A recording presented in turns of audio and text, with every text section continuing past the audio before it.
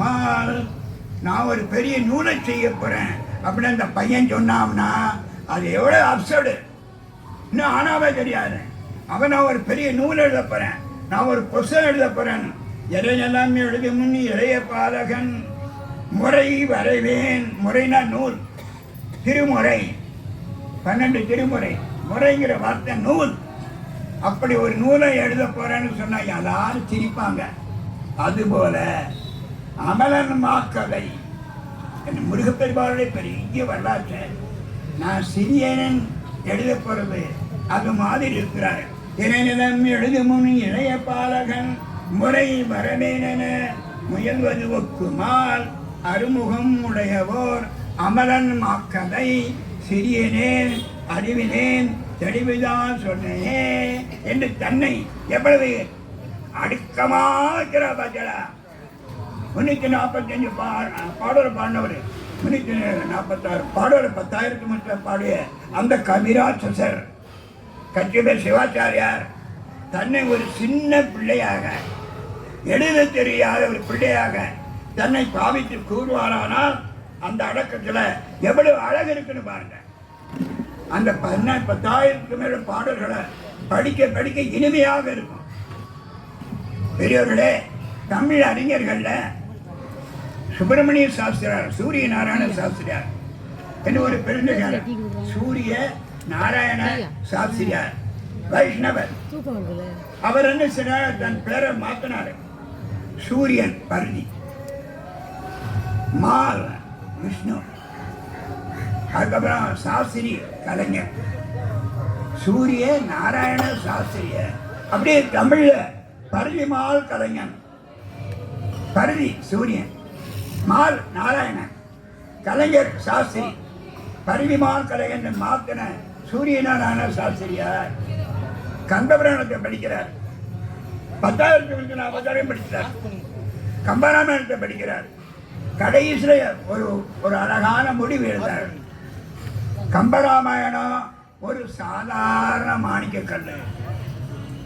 நல்லா கவனிங்க, திரும்ப சொல்றேன், கம்பராமாயணம் ஒரு சாதாரண மாணிக்கக்கல். ஆனால் கந்தபுராணம் மெருகூட்டப்பட்ட உயர்ந்த அற்புதமான ஒரு மாணிக்கல்கிறார். இட் இஸ் ஆனரிஜம். கந்தபுராணம் கம்பராமாயணம் ஆனரிஜம். ஆனா கந்தபுராணம் இருக்கிறது பாரிசுடிஜம் என்கிறார். சொன்னது யாரு? வைஷ்ணவர். கோபப்படக்கூடாது என்ற ரெக்கார்டு இருக்கு. அதனால இந்த மாதிரி எல்லாம் உயர்ந்தவர்கள் பாராட்டப்பட்டவர் நம்முடைய கச்சிப சிவாச்சாரியார். காஞ்சிபுரத்துல ஒரு பக்கம் எழுதி அதான் முடிஞ்ச உடனே குமரகோட்டை முருகரும பாக்கில் வச்சிருவார். மறுநாள் காலையில பூஜைக்கு போகும்போது பார்த்தா அந்த பாடலோட தவறுலாம் அங்க எழுத பிரிச்சு முருகனே திரிச்சிருப்பார். அதனால முதல் பொறுப்புரையர் யாருன்னு கேட்டா முருகப்பெருமான் தான். அச்சுக்கு கொடுக்க முன்னால பிழை திருத்தவர்களா அதை செய்தவர் அவர். அந்த மாதிரி கச்சிப சிவாச்சாரியர்களுடைய பெருமைக்கு ஈடு இணையில்லை. அவர் சொல்றாரு, அருமுகம் உடையவோர் அமரன் மாக்கதை சிறியேன் செய்ய நினைத்ததே அப்படிங்கிறார். அந்த பெருமையை பார்த்தீங்களா? ஆனால் நம்மெல்லாம் வாழ்க்கையில் அடக்கமா வாழணும். கொஞ்சம் வந்து நிமிரக்கூடாது. அந்த நிமிர காஞ்சிபுராணத்தில் கச்சிபு சிவஞான சுவாமி காஞ்சிபுராணத்தில் ஒரு பாடல் சொல்வார். தொண்டை நாட்டில் வயலில் நிறைய பயிர்கள், நெல் பயிர். அந்த நெல் பயிர் வந்து பயிர் முற்றலைன்னா பச்சை பசேர் இருக்கும். அப்போ அது செங்குத்தா இருக்கும். பயிர் முற்றின பிறகு அது வளைஞ்சிடும். அதை காட்டுறாரு. எப்படி எல்லாருக்கும் பணிதல் நன்றாம். அது நல்ல அழகாக முத்து முத்தா நெல் வந்த உடனே அந்த பயிர் அப்படியே சாய்கிறது. அதுதான் அடக்கம். முற்றது பச்சை பசேர் இருக்கும் போது அது 4 அகங்காரத்தில் இருக்கு என்று ஒரு அழகான ஓமானத்தை நம்முடைய காஞ்சிபுராணத்தில் மாது சிவஞான சுவாமி நம்ம சொல்வார். புறச்சந்தான குறவர்கள 4வது அமரர். 14 சாஸ்திரங்கள்ல 8 சாஸ்திரம் கொடுத்தவரு நம்முடைய கச்சிப உமாபதி சிவாச்சாரிய சுவாமி. 14 8 மெஜாரிட்டி, ஒரே மெஜாரிட்டி. அசம்பிளி மெஜாரிட்டி ஜனம் பேப்பரை பார்க்க, டிவி பார்க்க, எந்த கட்சியில் எவன் போகிறான், எந்த கட்சியில் எவனா, எல்லாம் ஒரே மண்டையடி பார்ப்போம். தினம் 118 எப்படா வருது எல்லாரும் பார்த்துட்டு இருக்காங்க. அது ஒரு பங்கு கிடக்கட்டும். அது மாதிரி நம்முடைய அருமையான இந்த நூலில் அமைப்பை முகமது சிவாச்சாரிய சுவாமிகள் 14 சாசனத்துல 8 சாசனம் கொடுக்கிறார். ஈடு இணையற்ற சாசனங்கள். அதுல திருவருட்பயன் என்று ஒரு அருமையான நூல், 100 பாட்டு. நற்குஞ்சிற கண்டு நன்னில் கதைஞானம் கற்கும் சரக்கன்று கான். 1.25 வரிதான் மனப்பாடம். ஈஸி டு ஃபாலோ, ரொம்ப எளிதாக படிக்கலாம். திருக்குறள்ல எல்லாம் மனப்பாடம் பண்ணா உனக்கு அதைத்தானே எதுத்தானேன்னு எல்லாம் விளம்பரம் எங்கே வருது. ஆனால் நம்ம சைவ மடாதிபதிகள் நினைக்கணும். ஆனால் மடாதியை குறை சொல்லலை. சைவ மடாதிபதிகள் திருவருட்பயனை 100 பாட்டை யார் படித்தாங்களோ அவங்களுக்கு 100 பவுன் தங்கச்சி கஞ்சிதான்னு சொல்லணும். 100 பவுன் எல்லாரும் படிக்க ஆரம்பிச்சிருவாங்க. நானும் படிக்க ஆரம்பிச்சிருவேன். ஒரு 100 பவுன் கிடைக்குமே. 1 பவுன் விலை எவ்வளோ இருக்குப்பாங்க. அதனால திருவருட்பயன் அருமையான வரணும். ஆனால் நன்னாருக்கு நலமிலன், நன்னினருக்கு நல்லன், சலமிலன் பேர் சங்கரன். சங்கரன் பேருக்கு அந்த அருமையான உள்ள சுகத்தை செய்பவன், சுகத்தை செய்பவன் சங்கரன். அதான் எங்க ஊர் பேரு சங்கரன் கோயில். சுகத்தை செய்கிறவன் இருக்கிற கோயில் சங்கரன் கோயில். சங்கரனை பஞ்சாட்சர மந்திரம் 5 எழுத்து எண்ணி பாருங்க. தூங்க எண்ணி பார்க்காதீங்க, மற்றவங்க எண்ணி பாருங்க. 5 எழுத்து இருக்கும் பாருங்க. சங்கரன் இருக்கு 5 எழுத்து பஞ்சாட்சர மந்திரம். அதனாலதான் அந்த சங்கரன் கோயில் இருக்கிற கிறிஸ்தவர்களோ முஸ்லிம்களோ அவங்க அட்ரஸ் எழுதும் போது சங்கரன் கோயில் தான் எழுதான், வேற வழி கிடையாது. அவங்க அந்த அந்த சங்கரன் பேர் எழுதுறாங்க. அதனால சங்கரன் கோயில் இருக்கிற முஸ்லிம்களும் அங்க இருக்க கிறிஸ்தவர்களும் பணக்காரனா இருக்காங்க. எல்லாரும் பணக்காரனா இருக்காங்க. காரணம் அவங்களை அறியாமலே சங்கரன் சங்கரன் எழுதுறாங்க. தினம் போர்டு, அவங்க போர்டுல பார்த்தீங்கன்னா சங்கரன் கோயில் பிரியாணி கீழே சங்கரன் கோயில் போடலாம். அதனால இப்படி ஒரு அருமையான பேர். அதான் நம்ம அமைப்பாளர் பேரும் சங்கரன் தான். ஆகவே இப்படி ஒரு அருமையான நூலை நமக்கு தந்தவர் உமாபதி சிவாச்சாரிய சுவாமி. ஆத்மத்திரமா பெற்றான் சாம்பானுக்கு முத்தி கொடுக்க சொல்றார்.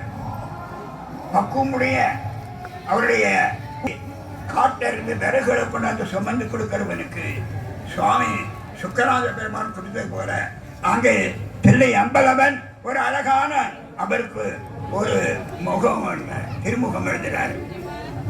ஆக அடியார்களையும் சிலை அவருக்கு எழுத பாருங்க. பெற்றான் சாம்பாருக்கு பேதமர தீக்கு செய்து புத்தி கொடுக்க முறை ஒரு லெட்டர் எழுதுகிறார்.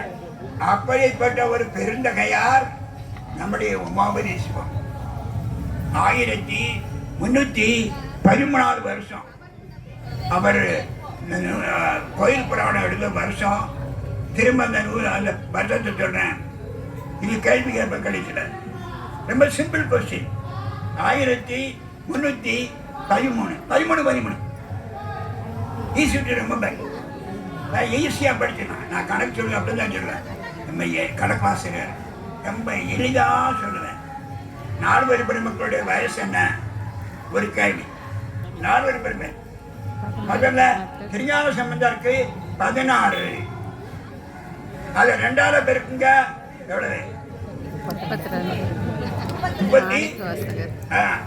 32. யாருக்கு 32? யாரு மாணிக்க வாசகர். 16 32. அதுக்கப்புறம் சுந்தரமூர்த்திக்கு சுவாமிகளுக்கு பாராட்டு வயசு. அதை மாற்றி போடுங்க 81. அது யாரு? அப்பர் சுவாமிகள். கட்சிகளா இந்த நம்பரை வச்சுக்கிட்டே அழகா நான் கணக்கு சொல்லி கொடுத்தேன் அந்த காலத்துல. அதனால இப்படி ஒரு அருமையான வாய்ப்பை நம்ம பெரியவர் நமக்கு தந்திருக்கிறார்.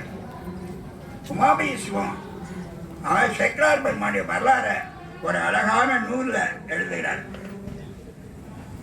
இந்த நூல் அவருடைய சேக்கலார் நாயனார் புராணத்தை உமாபதி சிவம் எழுதினவர்.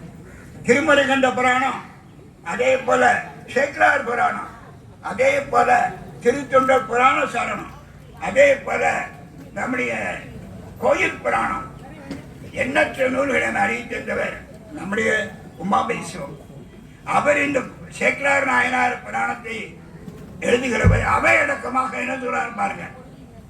அவையடக்கம் என்ன சொல்றாரு பாருங்க. ஒரு ஊர்ல ஒரு 80 பசுமாடு, அதுல ஒரு மாடு கண்ணு சரியா தெரியாது, குருட்டு பசு. அது என்ன செய்யுமா, முதல்ல மேயகதிக்கு போகும்போது அந்த 80 மணி நடுவில் போயிடுமா, அதை அப்படியே கூட்டிட்டு போயிடும். சாயங்காலம் 5 மணிக்கு திரும்ப வீடு திரும்பும்போது தனியா வராது, அதுக்குள்ளேயே வந்து வந்து குருட்டு ஆவா. அந்த குருட்டு பசு என்ன செய்யணுமா, ஊரை வந்து சேர்ந்துருமா. அது போல தன்னை சொல்றாரு, எட்மன்ற அருமையான நூல்களை பெரியவர்களா இருக்கும் போது ஒரு சாதாரண குருட்டு பசு போல நான் அந்த நூலை எழுதுறேன். அவர்களோட சேர்ந்து நான் போறதுனால எனக்கு நீங்க மார்க் கொடுத்துருவிய என்ன உமாபேசம் பேசுவாரானால் அதுதான் அடக்கம், அதுதான் அழகு. அந்த பாட்டை பார்க்கலாம் பாருங்க.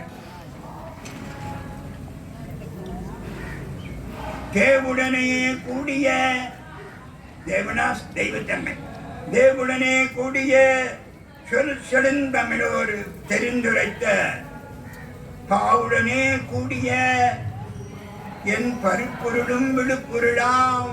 நான் பாடிய சாதாரண நூலும் பெரிய பொருளாகும். என்ன காரணம் கேட்டா, என்ன காரணம், கோவுடனே கூடி குறுக்கு பசு ஊர் புகுதும். அது போல நான் என் நூலை எழுதி அவங்க மத்தியில போறதுனால என் நூலுக்கு மதிப்பெண் கிடைச்சிடும் என்று சொல்வாரானால் அந்த அடக்கத்துல எவ்வளவு அழகு பார்த்தா, ஒரு குருட்டு பசுவாக தன்னை நினைக்கிறார் உமாபேசுவம். திலைவானந்தர்கள் ஒருவர், சிவருமானுக்கு சமமானவர்கள் திலைவானந்தர்கள். அவர் சொல்றார் தன்னை குருட்டு பசு, அதுதான் அடக்கம், அதுதான் அழகு.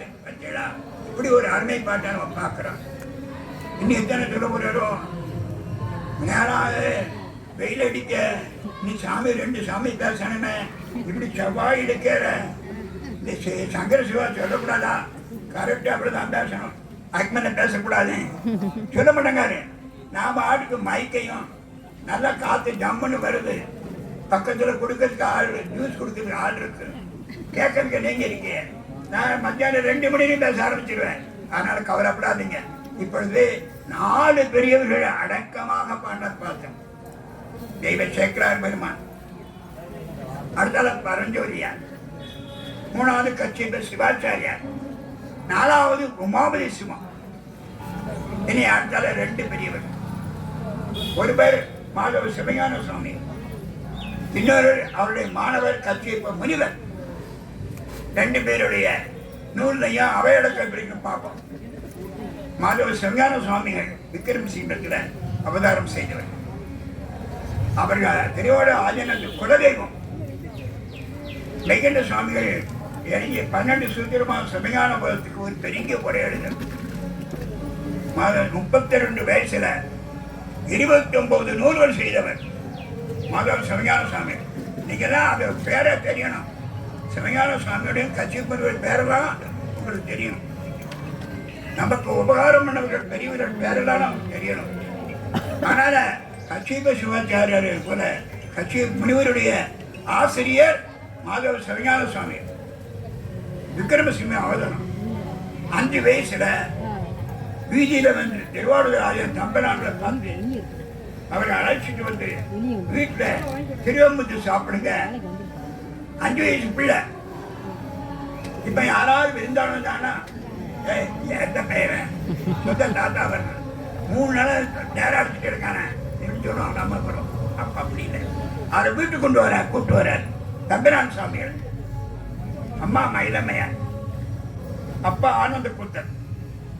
அம்மா அந்த அடியாருக்கு அமுது ரெடி, மட மட மடன்னு திருவமுது ரெடி ஆயிடுச்சு. அழகா அவர் படைக்கிறார். அவங்க சாப்பிடுறாங்க. உடனே அப்பாமையும் அம்மாவையும் பாராட்டி அந்த குழந்தை ஒரு பாட்டு பாடும். அருந்ததி என்னம்மை, எங்க அம்மா அருந்ததி, அப்படி கற்பு கரசி. அருந்ததி என்னம்மை அடியவர்களுக்கென்றும் திருந்த அமுதளிக்கும் செல்வி பொருந்தவே ஆனந்த கூத்தர் அகமகிழ தொண்டு செய்யும் மானம் தவாத மயிலமையாரம் ஆனந்த கூத்தர். இப்படி ஒரு அருமையான பாட்டை 5 வயசுல பாடின உத்தமர் நம்முடைய மாதவ சஞ்ஞான சுவாமி. அந்த பெரிய பேர் நமக்கு அழகான ஒரு நூல் காஞ்சி புராணம்.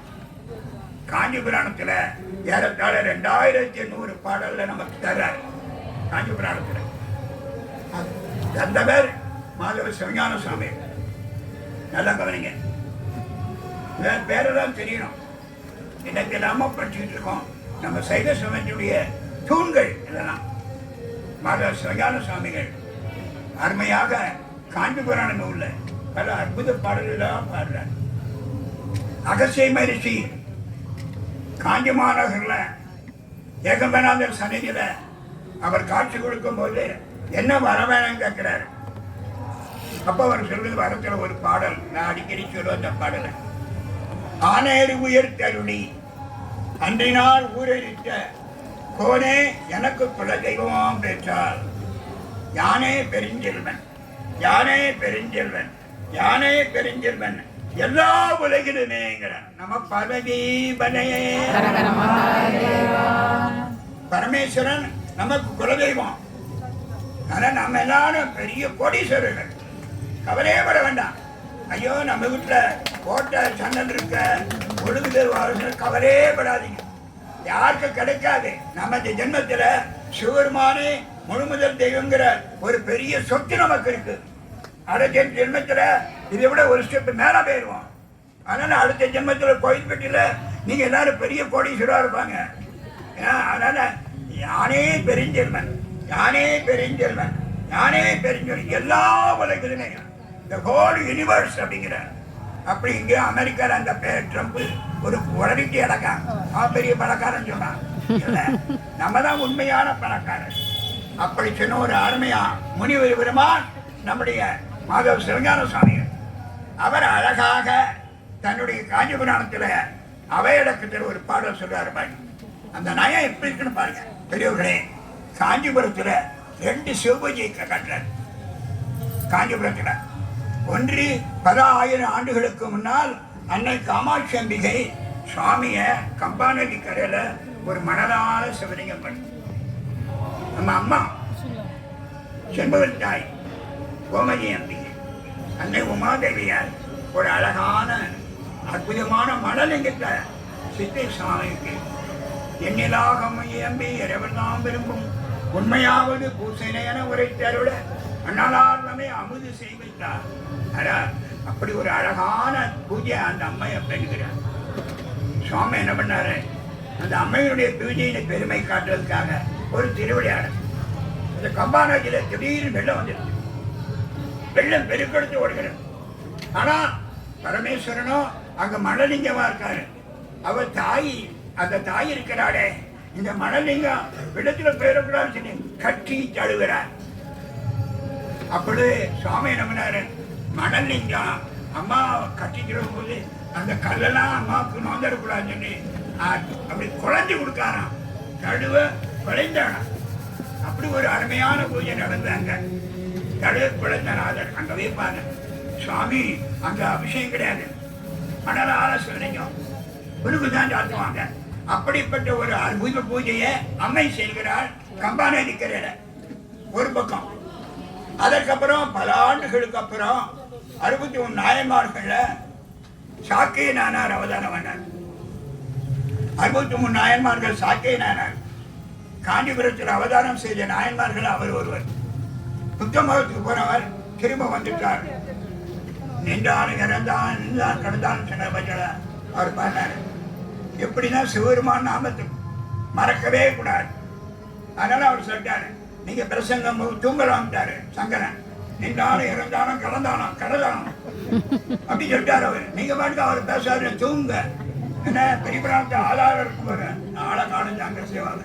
அதனால அப்படி ஒரு அருமைப்பாட்டை சாக்கிய நாயனார் என்ன செய்தார், புத்த மதத்தின் சைவத்துக்கு வந்தார். ஆனா எதிரே ஒரு சிவலிங்கம் இருந்தது. டக்குனு பூஜை பண்ண பார்க்காரு. பக்கத்துல கல்லு அதை தூக்கி சாமியில கூவாக எறிஞ்சிட்டார். கல்லை கொண்டு எறிஞ்சு பூஜை பண்ணவர் சாக்கை நாயனார். வில்லால் அடிபட்டார் சிவருமான் அர்ஜுனன. இங்க கல்லால் அடிபடு செருப்பால கண்ணப்பனானார். இதோ கல்லை கொண்டு எறிஞ்சார், சாமி மகிழ்ந்து ஏற்றுக்கொண்டார். ஆமா, நெறி பிறழா உமை பூசனை போல் நெறி பிறழுந்தோ ஊசும் கல்லையும் எடுக்கும் காஞ்சி ஏகம்பனாதா பாட்டு அவையடக்கிறார். ரெண்டு உதாரணம் சொல்றாரு. நெறியும் பிறளவா பரபா. முதல் முறையாக ஆகம வழிப்படியில அம்மை பூஜை பண்ணார். ஆகமத்துக்கு விரோதமாக சாக்கை நாடார் பூஜை பண்ணார். ரெண்டையும் என் பெருமான் ஏற்றுக்கொண்டார். அதே போல அவையடக்கிறார் சொல்றார் பாருங்க. நெறிவளா உமை பூசனை போல் நெறி பிறந்தோர் வீசும் கல்லையும் கைக்கொள்ளும் கட்சி ஏகம்பருக்கு அறிவின் மேலவர் காப்பிய பணுவல் போல். மேலே பெரிய ஆண்டோர்கள்லாம் எத்தனை நூல்களெல்லாம், அந்த நூல்களெல்லாம் அவர் ஏற்றுக்கொண்டது போல சாக்கை நானாருடைய பூஜையை ஏற்றுக்கொண்டவாறு என்னுடைய நூலை ஏற்றுக்கொள்வார். உதாரணம் அப்படி கதா பாருங்க. அறிவின் மேலவர் காப்பிய பணுவல் போல் அறிவின் குயிலேன் கொண்டு புன் சொல்லும் அவர் ஏற்றுக்கொள்வார்.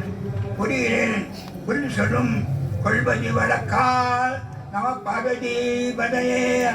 மகாதேவா.